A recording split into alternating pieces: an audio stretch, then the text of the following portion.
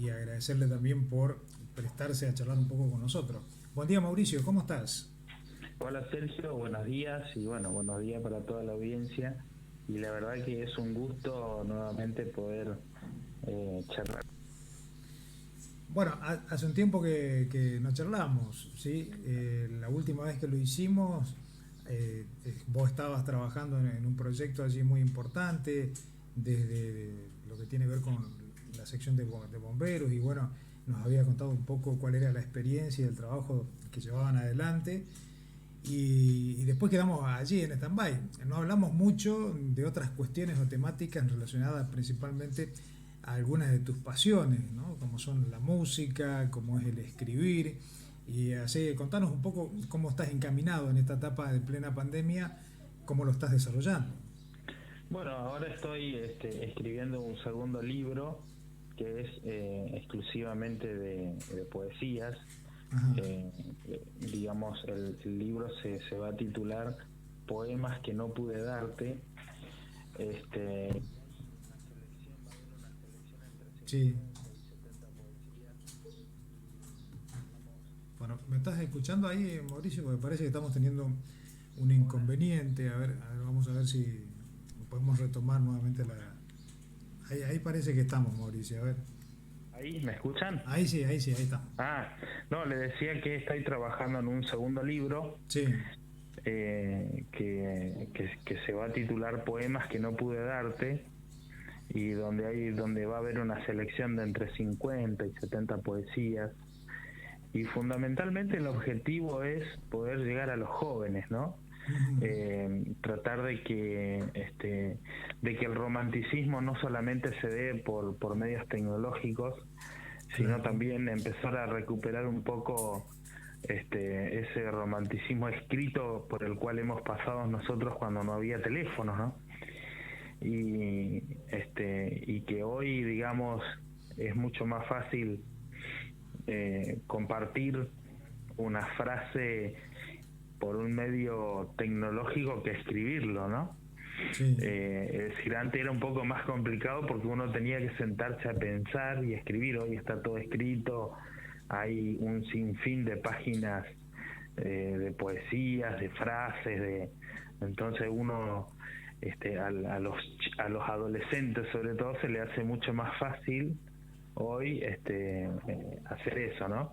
Y Ujú. después también mostrar un poco eh, cómo funcionaba, digamos, el romanticismo en una época donde no existían los medios tecnológicos, y cómo era, digamos, la tarea, ¿no?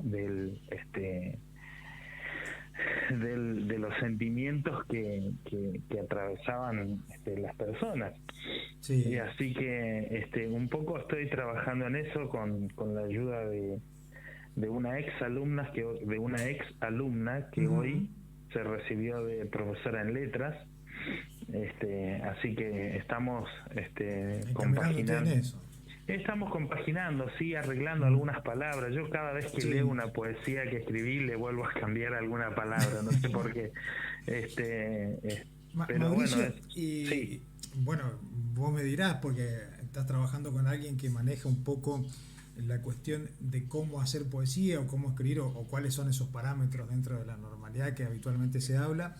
Y en algunos te sentís más cómodo, otros más incómodo, o vos querés utilizar un lenguaje por allí no tan técnico y que sea una poesía, como quien dice, un poco más desestructurada. No, son poesías, yo siempre digo que son, yo los llamo poemas de la calle, Mm. porque no son poesías donde alguien va a leer este términos que no conoce, ¿no? Sino que es más bien, son poesías para que cualquier persona lo pueda leer y lo pueda entender. Claro. Son poesías primero muy profundas Ujú. y después de fácil comprensión, digamos. Yo Sí. hace unos años, cuando todavía no estaba la pandemia, recorrí algunos colegios de Pampa del Indio, que Sí. me había invitado una profesora, justamente no recuerdo si era para el Día del Libro, Ujú. y donde viví una experiencia muy linda con los alumnos, porque llevé algunas poesías para leer, y la verdad que leía poesía y veía a los alumnos con tanto silencio, tan concentrados, prestando tanta atención, ¿no? ¿Te Y pareció eso, raro?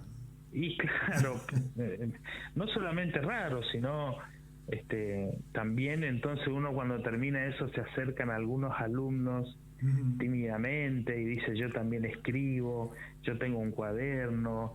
Entonces la idea también es un poco fomentar y ir buscando los nuevos valores que escriban, ¿no? Yo sé que hay un montón de gente que escribe Sí, sí, sí. y sé que hay un montón de gente que a lo mejor tiene sus cuadernos, sus escritos guardados, y Ujú. eso en algún momento se tienen que animar y lo tienen que sacar, porque también me encontré con gente, con personas que dicen, no, a mí se me van a reír, porque lo que pasa es que hoy es muy raro hoy hablar del romanticismo Claro. en una época avasallada por la tecnología, Ujú. y es muy raro, digamos, hoy poder escribir un libro de poesía, ¿no? Claro, ¿cómo Es, encaminás esas palabras que vos decís, el romanticismo en este actual momento y qué significado tiene hoy precisamente para la mayoría de las personas, tanto para los jóvenes como los no tan jóvenes? sí, sí, totalmente, por eso, digamos, yo creo que hoy la juventud eh, vive esta parte o vive el Mm. romanticismo de otra manera y lo viven Sí, desde la tecnología, claro.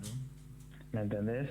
Este, Tienen y por ahí su entonces, propio espacio o su manera de dar a conocer sus sentimientos, tal vez por las redes sociales, más que por un texto escrito de hoja y papel. claro, sí, sí, exactamente. Y eso es lo que por ahí uno trata este, ir recuperando, ¿no? Mm. Así que Y en ese camino estás, Mauricio, ¿no? Un gran estoy en ese desafío camino, porque sí. es difícil por ahí coordinar las dos cosas, digo, ponerte en un contexto propio de la poesía y también poder darle un sentido, un lugar y marcar un trayecto de ese camino hacia donde vos querés que el público al que está dirigido lo pueda entender. Sí, obviamente. Lo que pasa que nosotros lo que el objetivo principal de todo esto siempre Mm. es tratar de buscar la lectura en el Claro, alumno, ¿no? Es decir, escribir algo que el alumno, que el adolescente sobre todo, pueda leerlo y digamos no se sienta que no entiende nada, que son mm, palabras muy difíciles, porque a partir de un libro fácil de lectura, después el alumno se va interesando por la lectura. Y claro. nosotros hemos perdido eh, muchos lectores con esto de la tecnología, hemos perdido muchísimos lectores. Si bien se lee en Ujú. PDF, se estudia en PDF, Sí. en Word, digamos, hoy que digamos eso no está mal, pero no es lo mismo acostarse, digamos, antes de dormir y leer 10 minutos un libro con un libro de verdad, ¿no? Claro. Bueno, hoy creo que los tiempos por allí hacen también que sea casi imposible, Mauricio. Digo, la mayoría con esta vorágine cotidiana de que tienen que hacer muchísimas cosas, estudian, trabajan, algunos más de un trabajo.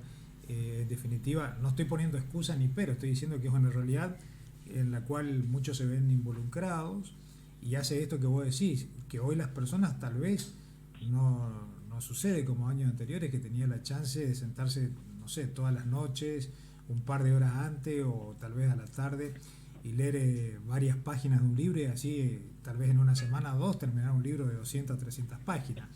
Hoy eso Claro, no, parece que es una meta inalcanzable, hoy todo es fraccionado. sí, digamos, nosotros entre los años 1968 y 1973 tuvimos una gran generación de lectores, digamos, los alumnos, claro, y leían 10 libros por año. Sí, sí, sí. Y los docentes también leían 10 libros por año, ¿no? Y todo eso se fue perdiendo. Entonces, cuando uno, por ejemplo, yo siempre le digo a mis alumnos que cuando uno no lee, es mucho más fácil engañar al que no lee que al que lee, ¿no? Claro. Entonces, cuando, por ejemplo, se enseña historia, que es una materia muy subjetiva, porque uno cuando enseña historia, el profesor de historia tiene su ideología. Claro. Es decir, yo tengo mi ideología, yo pertenezco a una ideología, pero al mismo tiempo como docente yo debo tener la honestidad intelectual de poder enseñarle a mis alumnos que hay dos historias. Claro. Que hay una historia oficial y que hay un revisionismo histórico que nació mucho después de la historia oficial. Sí. Digamos, entonces, hay una historia, por ejemplo, si tomamos una figura histórica como, por ejemplo, Sarmiento. Hay un Sarmiento que ha sido intelectual, Sí. progresista, que se desvivió por la educación, pero también hay un Sarmiento, por ejemplo, cuando él, que es el gran autor de la ley 1420, no era una ley que abarcaba a todos, porque quedaban afuera los gauchos y los indios. Ellos no podían educarse. Y solamente la ley 1420 era para la educación primaria, ¿no? Es decir, siempre la educación hasta 1945 fue de élite. Siempre se educó solamente a una parte de la sociedad. Sí. Y después también tenemos un Sarmiento, que la historia oficial se encargó de santificar un poco, ¿no? De decir, por ejemplo, que él iba a la escuela bajo la lluvia, porque así nos enseñaban a nosotros en la escuela primaria. Y Arturo Jaureche, cuando escribe, dice, eso no es verdad, porque en San Juan no llueve nunca. y es una zona más de terremotos, digamos, que de lluvia. San Juan es una tierra árida, digamos, donde no hay tampoco mucha agricultura, excepto la actividad de los vinos, ¿no?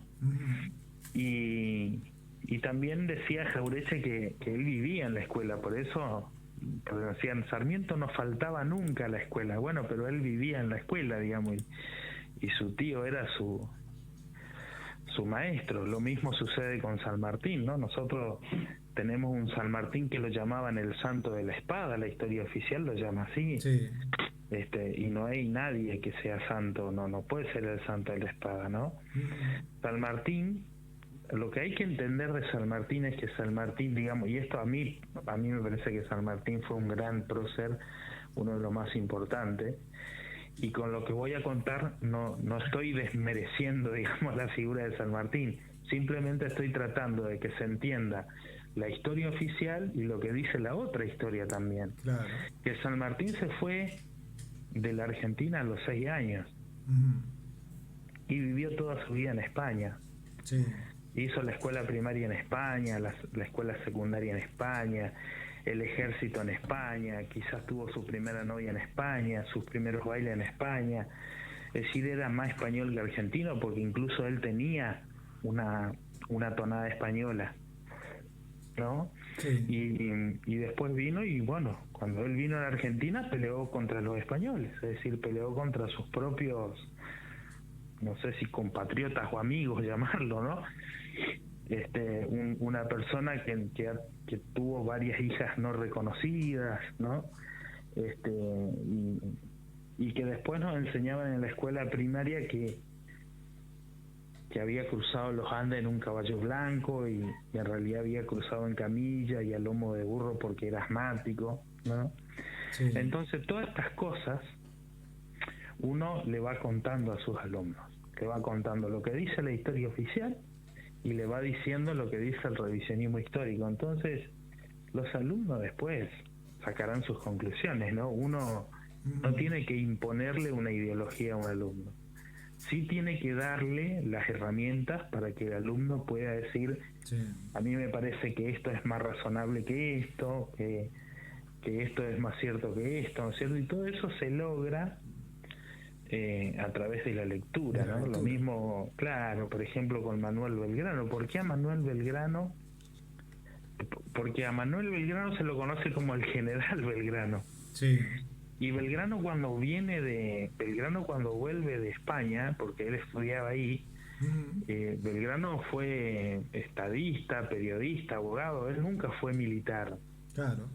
Es decir, nunca la tuvo... circunstancia lo llevó. Claro, nunca tuvo una formación militar Belgrano. Y él viene desde Europa con toda la... porque justo estaba terminando la Revolución Francesa en 1789. Y entonces él de ahí trae libros, porque la Revolución Francesa es muy particular. Es la única revolución en el mundo que no tuvo un líder. Sí. No hubo un líder en la Revolución Francesa. Como por ejemplo hubo un líder en la Revolución de Nicaragua, que fue Sandino, en la Revolución Cubana, que fue el Che y Fidel. Es decir, la Revolución Francesa fue, digamos, la salida del pueblo, digamos, como un acuerdo. Claro. Entonces Belgrano, cuando viene de ahí, trae libros que se empezaron a escribir en ese momento, como por ejemplo el Contrato Social de Rousseau, el Espíritu de las Leyes de Montesquieu, donde Montesquieu por primera vez en la historia mundial habla de la separación de los poderes del Estado, el ejecutivo, el legislativo y el judicial. Y él viene acá y comienza, digamos, con esa idea de poder independizarnos de España, ¿no? Y después, cuando se arma la primera junta de gobierno, que nos independizamos de España, que lo corremos a Cisneros, sí, Saavedra de alguna manera seguía teniendo relación con la corona española y seguía gobernando como la corona española decía, ¿no? Entonces había que sacarse a dos personas del medio, a Manuel Belgrano y a Mariano Moreno. Entonces a Mariano Moreno lo mandan, Saavedra lo manda a una negociación en barco con Inglaterra, y Mariano Moreno, digamos, es el primer desaparecido de la historia argentina, porque lo tiraron al mar y nunca más pudimos saber de él. Creyendo de alguna forma, Mauricio, que matando a la persona se mataban las ideas, ¿no? Claro, sí, por eso hay una contradicción también ahí, donde Sarmiento dice, las ideas no se matan, y le mandó a cortar la cabeza al Chacho Peñalosa. Claro. Era un... digamos, ese bicho quedó ahí entre los historiadores. Sí. Bueno, como todo lo que termina siendo el hombre, ¿no? Con sus ambivalencias y su dicotomía constante, digamos. Sí, absolutamente. Nosotros vamos repitiendo la historia. Lo que van cambiando son los protagonistas. La historia no es lineal, la historia es cíclica. Pero está bueno, Mauricio, esto que vos estás diciendo, y que por allí me parece que es relevante y es importante, entendiendo varias cosas. Bueno, arrancamos por el tema de la poesía, mira dónde terminamos, ¿no? Pero, sí. Pero una cosa va relacionada con la otra, sí. Y que tiene que ver con esto de la lectura. O sea, ¿por qué es tan apasionante poder leer, y a su vez no solo leer, sino también interpretar lo que dice allí, e incluso leer aquello que se supone que tal vez no te gusta, porque viste están los estereotipos, porque dijo aquel, o porque escuchaste esto, o porque lo escribió tal? Lo primero que decís, no, bueno, yo directamente no voy a leer. Y me parece que por ahí el mayor desafío pasa por sentarse a leer aquello que creemos que es odioso, que no nos gusta, y que tal vez cuando lo empecemos a mirar de cerca, a entender el contexto y quién fue el que escribió y por qué escribió, dijo lo que dijo, nuestra amplitud por allí mental nos da otra apertura y nos muestra una realidad que estábamos cegados o negados a escucharla, por decirlo de alguna forma. Sí, totalmente. Por eso, por ejemplo, el libro Civilización o Barbarie de Sarmiento, realmente uno lee y y le da un poco de cosa, digamos, lo que él pensaba sobre el gaucho, sobre el gringo, sobre el indio, ¿no? Sí. Pero al mismo tiempo, cuando uno lee el Martín Fierro, digamos, lo que hay que entender, el Martín Fierro fue el primer libro de denuncia de la historia argentina. Ajá. El Martín Fierro es mucho más que un libro con versos para recitarlo tocando la guitarra con amigos y comiendo un asado. Sí. Digamos, es mucho más que eso, tiene todo un trasfondo político. Es un libro que denuncia al gobierno de Sarmiento, porque ahí cuenta las penurias que vivía el gaucho. Claro. Y cómo lo llevaban a la frontera y que lo estaqueaban y que no le pagaban, ¿cierto? Las mismas estaqueadas que vivieron los excombatientes de Argentina por parte de sus superiores, es decir, por eso la historia se va repitiendo siempre. Y hay un dato muy interesante, ahora que me acuerdo de las Malvinas, cuando se arma el ejército grande del norte grande, para el ejército que lo arma San Martín, el 70% de los que integraban el ejército de San Martín eran del norte, eran de Chaco, que todavía no era Chaco, era de Corrientes, que todavía no era Corrientes, es decir, había negros y había muchos tobas que integraron el ejército de San Martín para la lucha de la independencia. Y fíjese que cuando se arma la guerra de Malvinas, la provincia que más soldados mandó fue Corrientes.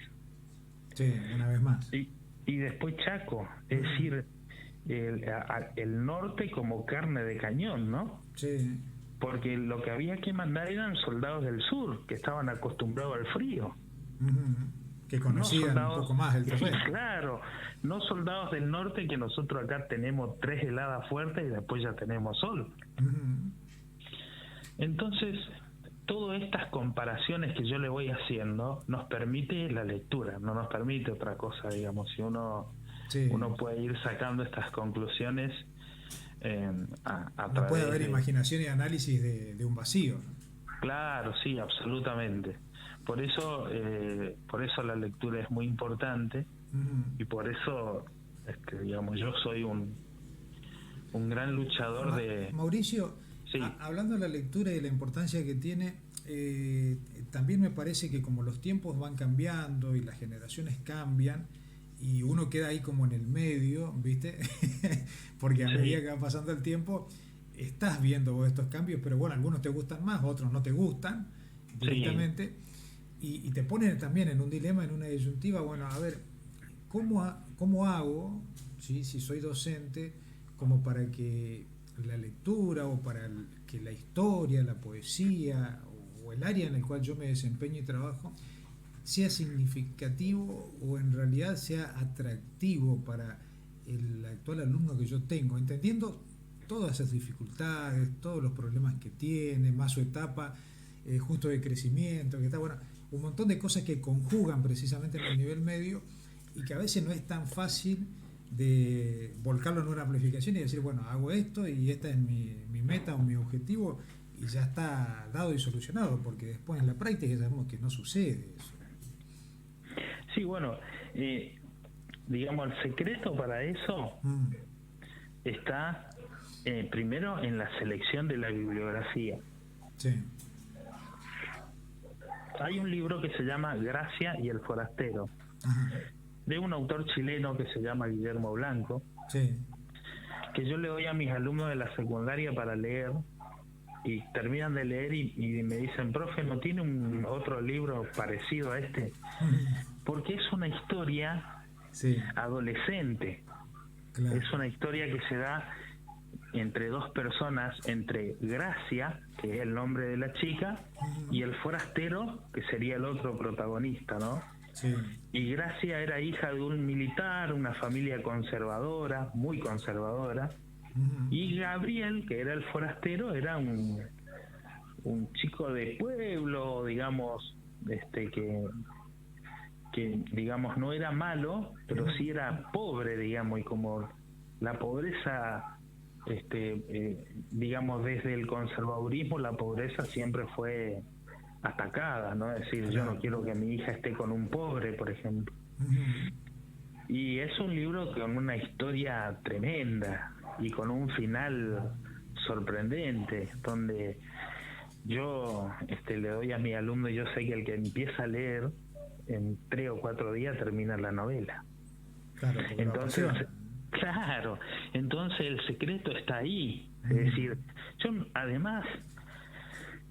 yo no puedo, hoy tenemos, digamos, lamentablemente algunos docentes que le dan libros que ni ellos leyeron a los alumnos, ¿no? Sí. Entonces, digamos, me parece que uno tiene que tratar de buscar libros, de leerlos uno primero y decir, bueno, este libro me parece que va a ser acorde a su edad, los va a atrapar, los va a apasionar, ¿no? Entonces, me parece que el secreto está ahí, ¿no? Para buscar, digamos, cómo hacer para que los alumnos lean, ¿no? Es decir, porque hoy la pregunta es decir, ¿cómo hago para que mi alumno me lea un libro? Claro. Y sí, bueno, sí. Uno es docente para eso, ¿no? A uno lo formaron para eso. Por eso te digo, sobre todo para poder entender cuál es la realidad en la cual uno está inserto, cuál es la realidad del alumno y poder reinterpretarse desde ese lugar y bueno, ver qué herramientas utiliza como para que sea un poco más accesible para ellos y a la vez sea llevadero para ambos, ¿no? Tanto para el docente como para el alumno, porque si no es un choque constante. Claro, sí, por supuesto, y además la historia y la literatura van de la mano. Van de la mano, ¿no? El otro día justamente analizábamos, hay un cuento de Cortázar, que es muy cortito, que se llama Casa Tomada, y Cortázar ha sido antiperonista durante toda su vida, ¿no? Sí. Y yo le hice leer a mis alumnos, porque ya habíamos analizado en la parte de historia el gobierno de Perón, y después le hice leer ese cuento, y ese cuento, que se llama Casa Tomada, es un cuento antiperonista. Sí. Porque la casa es Argentina, y la toma de la casa es por los cabecitas negras, ¿no? Sí. Entonces, ahí en el cuento dice que una señora que vivía ahí empieza a ver fantasmas, ¿no es cierto?, por las paredes, y cuando ella sale corriendo de la casa por los fantasmas, ella tejía, y la madeja de hilo comienza a desenredarse, y esa madeja de hilo que comienza a desenredarse representa cómo Perón va perdiendo el poder con el pasar de los años, ¿no? Y bueno, es por eso le digo, los cuentos de Cortázar o de Borges están muy relacionados a la historia. Y para poder comprender eso uno tiene, ¿no es cierto?, digamos, que dedicarle bastante tiempo a la lectura y bastante tiempo a... Claro, si no es imposible, Mauricio, ¿no? Sí, pero si no se hace... O sea, está bueno también esto que vos estás explicando, me parece que es de suma importancia, no solo para los alumnos, sino para el público en general, que cada libro, ¿sí?, ya sea de historia o de literatura o del área que fuese, está explicando algo, nos está contando algo en un contexto también, y eso es importante a veces entender. Cuando vos no sabés cuál es el contexto, te diría que puede ser fascinante la obra, pero no lo vas a entender, o en definitiva no va a tener sentido para vos lo que dice allí el autor. Claro, absolutamente. Digamos, como decía el Quijote, ¿no? El Quijote, porque Sancho Panza era una persona que no quería leer, no le gustaba leer. Y el Quijote le decía, no hay libro tan malo que no tenga algo de bueno. Claro. Es decir, los libros siempre tienen algo de bueno, siempre nos enseñan. Yo estoy muy acostumbrado a leer tanto desde la oposición como de la posición, es decir, leo la historia oficial y leo el revisionismo histórico también, digamos. Me gusta mucho más el revisionismo, ¿no? Claro. Porque es un poco más cierto lo que dice, y porque además el revisionismo histórico humanizó a los próceres. Sí. los hizo humanos, digamos, con... Nos hizo entender que era como vos y yo, ¿no? Claro, exactamente, Si no, humanos. antes parecía algo inalcanzable.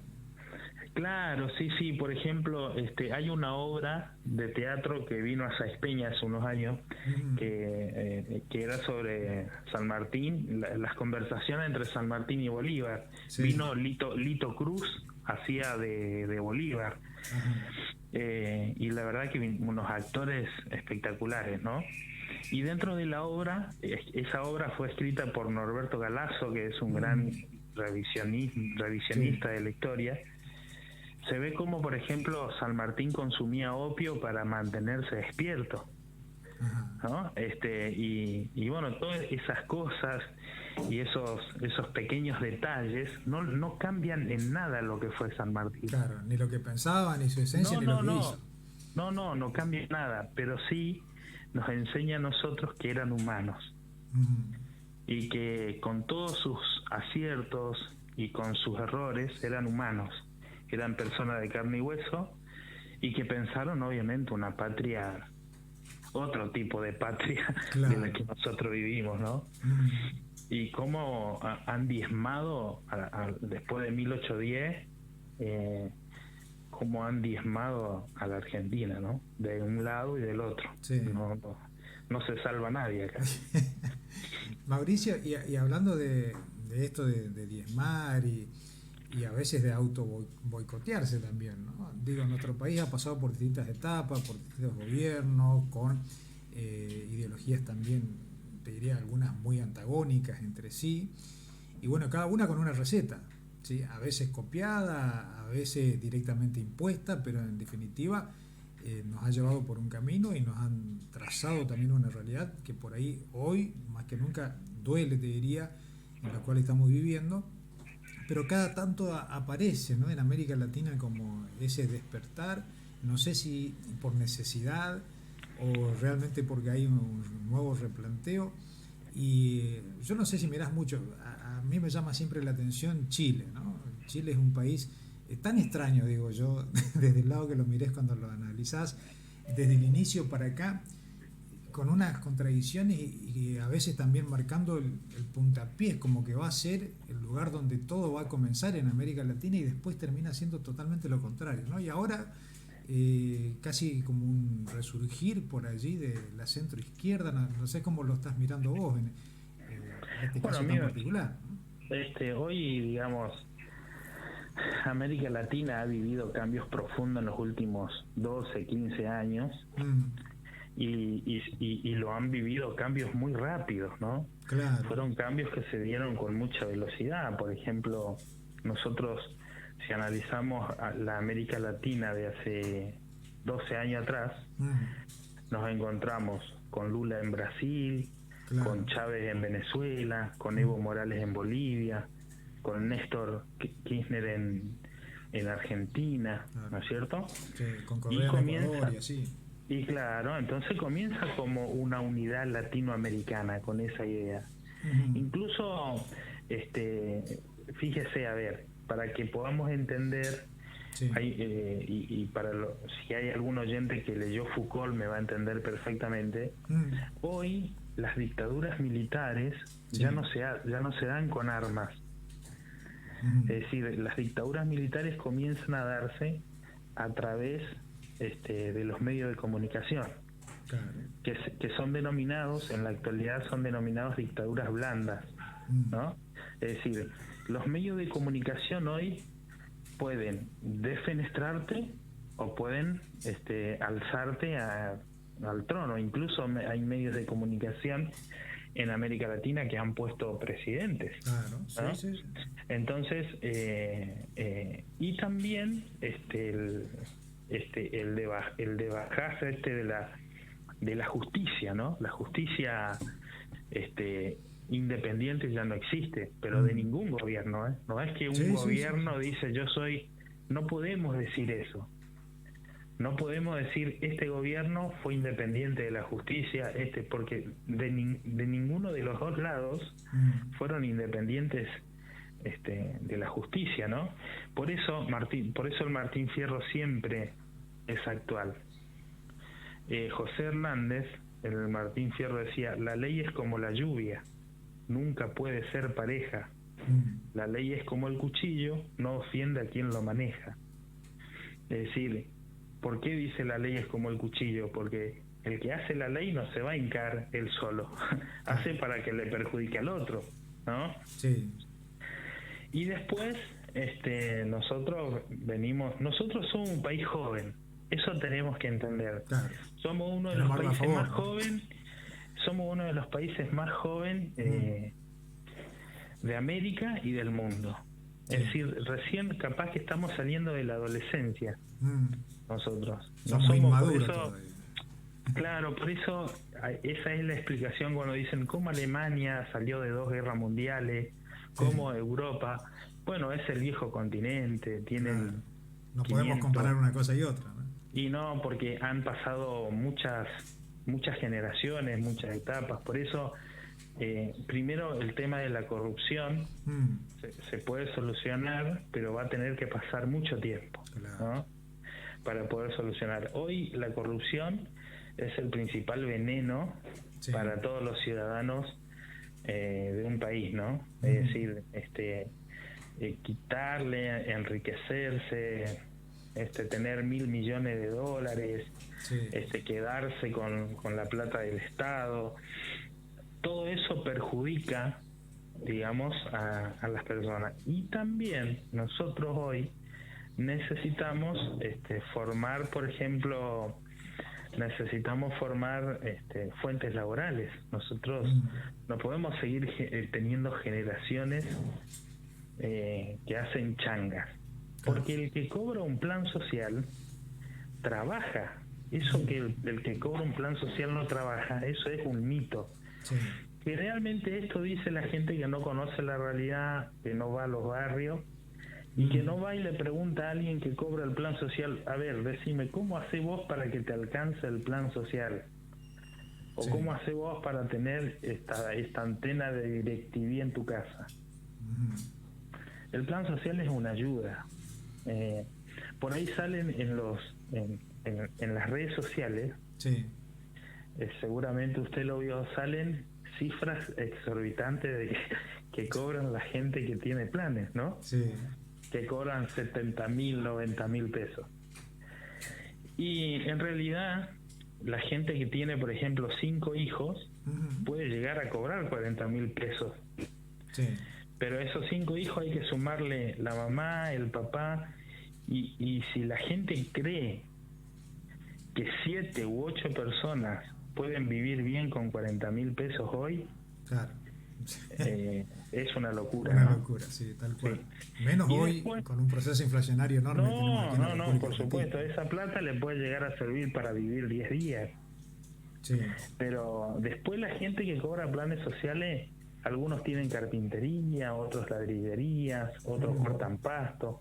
Ahora, que hay gente que no quiere trabajar porque no le gusta, de verdad, hubo siempre. Claro, no era ahora. Durante toda la historia, y esas personas hay en todo el mundo. Pero son mínimos, son muy pocos. Por eso nosotros tenemos la mala costumbre de analizar el problema de abajo hacia arriba. Claro. Es decir, por ejemplo, lo mismo sucede, fíjese, cuando repartieron las computadoras. Sí. El 1% de los 100.000 alumnos que recibieron computadoras la puso en compra-venta a la computadora. Pero el 1%. Pero hay un 99% que la aprovechó, que pudo estudiar, que pudo guardar sus documentos en su computadora, que pudo leer ahí, que en vez de comprar una carpeta se iba con la computadora y escribía en Word. Sí, que le dio alguna utilidad, ¿no? Exactamente. Ahora, si usted me dice, ¿es verdad que vendieron computadoras? Absolutamente es cierto. Pero no son todos. Sí. Es solamente el 1%. Que bueno, ¿qué le va a hacer? Son así, porque a lo mejor no la necesitaban, no querían estudiar más y... Sí, o no entendieron la importancia que tal vez tenía. Exactamente. Por eso los problemas no hay que analizarlos de abajo para arriba. Es decir, el problema no la tiene ese 1% que vendió la computadora. Él no es el responsable. Sí. El culpable no es el que cobra un plan social. Los responsables son los que manejan la macroeconomía de nuestro país. Claro. Y que se siguen negando a crear verdaderas fuentes de trabajo. Mauricio, Sí. ¿y cómo vos ves hoy esta situación? Porque lo que vos estás mencionando es cierto, las desigualdades siempre existieron, pero lamentablemente en la República Argentina y sobre todo en las provincias como las nuestras, aquí en el norte, la pobreza en tiempos de crisis como esta que estamos afrontando por la pandemia y también por una crisis económica que no es de ahora, está impactando cada vez más y encontramos, sí, lamentablemente debemos decir, realidades que son dolorosas y sectores que cada vez son más vulnerables. Absolutamente. Acá tenemos nosotros en el Chaco, sí, tenemos 510.000 planes sociales. Claro, para tener una idea. Para tener una idea. Y somos 1 millón y un poquito más de habitantes, es decir, que casi la mitad de la población cobra planes sociales. Y si usted me pregunta si está mal, para mí no es tan mal que el Estado ayude a las personas. El Estado tiene que asistir. Yo el otro día escribía en mi red social una historia de cuando yo tenía 5 años y con mi mamá íbamos a retirar la caja PAN que mandaba el presidente Alfonsín, que era el Plan Alimenticio Nacional, ¿no? Y era una ayuda que el Estado nos daba a los pobres. Pero además de esa ayuda había que trabajar, digamos. Mi mamá trabajó de empleada doméstica toda su vida. Es decir, yo no solo que conozco la pobreza, sino que fui pobre y lo sigo siendo de alguna manera a pesar de trabajar como docente. Hoy los docentes estamos dentro de la pobreza, ¿no? Es decir, exactamente, a lo mejor no tenemos las mismas necesidades que tienen la gente que cobra un plan, ¿no? Porque nos organizamos de otra manera, porque sabemos cómo llevar la situación, pero en algún momento todo esto se va a cortar. Y fíjese, hay muy pocas personas que con el IFE, cuando cobraron el IFE, se crearon su propio microemprendimiento. Yo tengo un amigo que se compró una máquina de hacer pastas y y empezó a vender comida, pasta, y hoy se compró otra máquina y le va muy bien, digamos. Entonces también hay que enseñarle a las personas a administrar, digamos, el dinero. No hay que decirle lo que tienen que comprar, pero sí ayudarlos a administrar. Por ejemplo, algunas herramientas hay que darle precisamente por esto, y sobre todo, Mauricio, porque hoy la situación, lo primero que piensa alguien es si tiene una ayuda económica, es decir, ¿en qué invierto?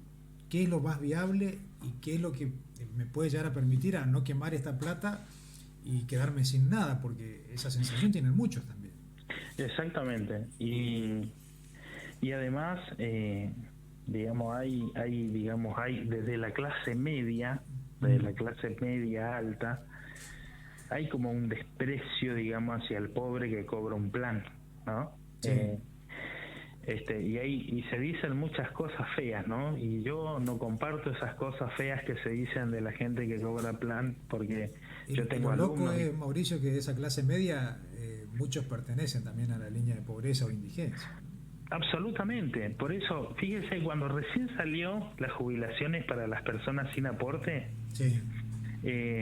salieron una lluvia de críticas diciendo cómo pueden jubilar a una persona que nunca aportó. Y eso no es cierto. Porque yo tengo, por ejemplo, mi madre trabajó 30 años de empleada doméstica con familias que nunca le aportaron, que siempre le pagaron el negro. Entonces el Estado de alguna manera reconoce a esa gente que cobró el negro, que sus patrones no lo aportaron. Entonces los que no aportan son los patrones, no los empleados. Entonces esa es la respuesta, digamos, a este tipo de planteos que se hacen.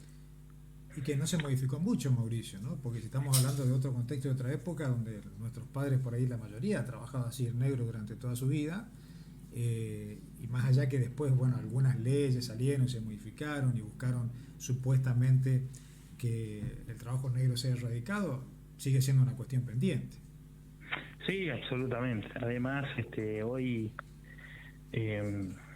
justo le toca a este gobierno nacional y provincial y municipal gobernar con una pandemia para la cual nadie estaba preparado, Sí, digamos. Y esta pandemia fulminó la economía, las economías mundiales. sí, sí, sí. Obviamente, algunos países van a salir más rápido porque tienen reservas, y a otros países le costará mucho más salir porque no tienen reservas. Pero la verdad que esta pandemia ha aniquilado no solamente a la economía argentina, sino que también ha desenmascarado la desigualdad tecnológica, la desigualdad económica en muchos casos. Yo he tenido que llevar a mis alumnos la tarea a la casa porque no tienen celular, porque no se pueden conectar. Sí. Entonces uno trata de ser lo sumamente solidario en estos casos, ¿no? Pero solamente la gente que es solidaria es porque en algún momento la pasó mal, Claro. ¿no? Entonces conoce la realidad, Sí, sabe sí, sí. cómo es, y se imagina, y uno vuelve un poco hacia atrás y dice, yo también estuve en esta situación, entonces yo tengo que tratar de Sí, de ayudar, modificarlo, ver la manera de encontrar alguna alternativa. Exactamente. Por eso la gente que menos tiene generalmente es la gente que más da, ¿no? Y bueno, es una realidad que Sí. vivimos, pero nosotros necesitamos un cambio cultural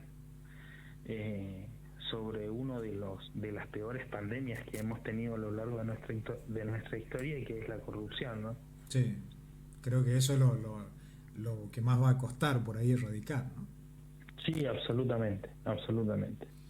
Y la corrupción no solamente está instalada en el gobierno, No, no, no, no. está instalada en todos los lugares, Lo que en pasa es que todos el los gobierno ámbitos. se manifiesta, pero creo yo tiene que ver más con el comportamiento y la construcción cultural que ya existe, te diría yo, normalizada.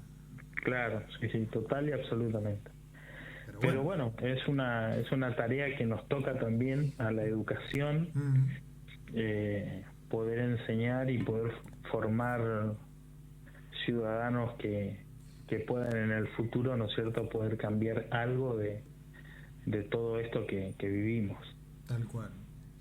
Bueno, Mauricio, no te quiero robar más tiempo, sé que estás ocupado, siempre es un gusto y un placer charlar con vos, y ya volveremos a dialogar, ¿sí? Esperemos que con tu libro terminado allí de poesía, Esperemos que sí. y tal vez también algún otro libro de historia, ¿no? Porque es algo que te apasiona y que siempre estás allí escribiendo, así que vamos siguiendo y vemos que el libro, ¿sí? El último al menos que has publicado ha sido récord, ¿no? Sí, se terminaron, vamos a ver si podemos hacer la segunda edición, ahí estamos conversando con la gente de Librería de La Paz. Sí. Y bueno, no quiero dejar de recordar a un gran amigo que Sí. fue Juan Chico, que falleció el 12 de octubre.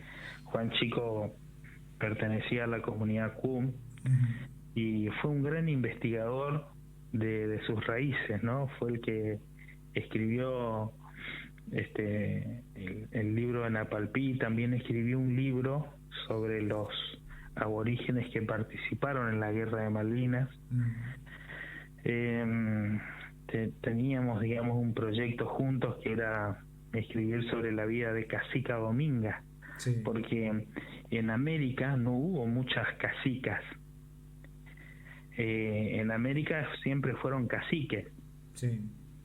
Bueno, en Charata vivía el cacique Catán, que hay una canción relacionada a eso. Cuando el cacique Catán muere, queda su mujer como cacica. Y después hay otra casica acá cerca de Quitilipi que se llama Casica Dominga. Y creo que fueron las únicas 2 casicas en toda América, mujeres, ¿no? Así que, y bueno, y Juan falleció de COVID el 12 de junio, y bueno, la verdad que ha sido una noticia tremenda, amarga, ¿no? Muy triste. sí, muy triste y tremenda para todos, porque ha dejado primero que dejó un legado importante, segundo que era un estudioso de lo suyo, digamos, y después con su libro de Napalpí él logró que se reabra el juicio sobre la matanza de Napalpí, Claro, ¿no? ni más ni menos. La matanza de Napalpí fue la matanza de aborígenes más grande del siglo XX. Y él logró, digamos, que a través de la justicia federal se abra eso, y hace unos 3 años atrás en Napalpí vino el equipo de antropología argentina, hicieron excavaciones, se llevaron huesos, y esos huesos eran de su etnia, eran hermanos de él, digamos, que fueron masacrados, ¿no es cierto?, por una sociedad que los discriminaba y que los quería hacer trabajar por bonos, ¿no? Y que los aborígenes se negaban. Así que bueno, una tremenda pérdida, y bueno, hay que tratar de seguir. Por eso el libro de las ligas agrarias se llama La historia como antídoto. Sí. El antídoto contra la muerte es la historia. Si uno logra vivir en la historia, si uno logra escribir historia, tiene la posibilidad de vivir para siempre, ¿no? Tal cual. Así que, bueno, Sergio, un gusto enorme poder charlar con vos. Yo podría amanecer hablando de historia. Sí, lo sé, Mauricio, ¿no? Y bueno, pero a los que nos gusta y nos apasiona esto, sabemos que es así, ¿no? Nunca te cansás, y siempre hay temas para hablar y relacionarlos, o sea, la historia es infinita.